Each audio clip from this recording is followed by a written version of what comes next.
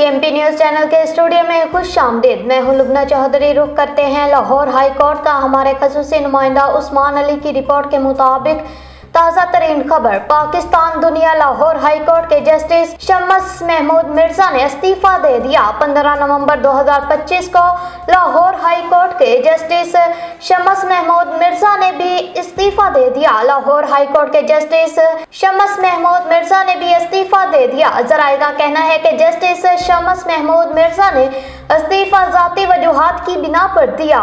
उन्होंने अपना इस्तीफा सदर पाकिस्तान को भिजवा दिया है।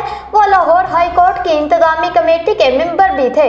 वफाकी आईनी अदालत के चीफ जस्टिस अमीनुद्दीन ने पहला हुक्मनामा जारी कर दिया। उन्होंने 22 नवंबर 2024 को लाहौर हाई कोर्ट के एडिशनल जज की हैसियत से हलफ उठाया था। उनकी रिटायरमेंट 2028 में होनी थी।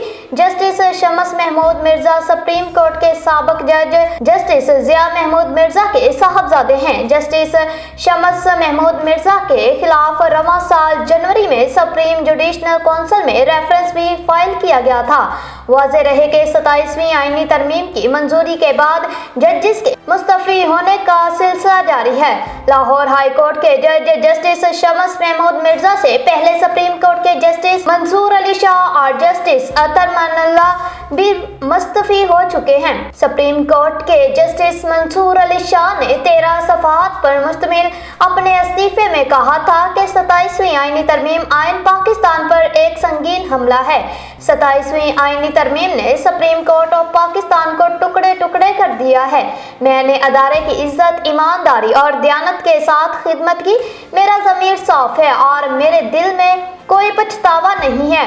27वीं आईनी तरमीम के खिलाफ लाहौर हाई कोर्ट में दरख्वास्त दायर जस्टिस अतर मनल्ला का कहना था कि आइन जिसकी पासदारी का मैंने हलफ लिया था अब मौजूद नहीं रहा। खुद को ये यकीन दिलाने की कितनी ही कोशिश करूं, हकीकत यही है, आइन की रूह पर हमला हो चुका है। उन्होंने कहा कि सुप्रीम कोर्ट ऑफ पाकिस्तान के जज के ओहदे से अपना इस्तीफा फौरी तौर पर पेश करता हूँ। अल्लाह करे जो इंसाफ करें वो सच्चाई के साथ करें।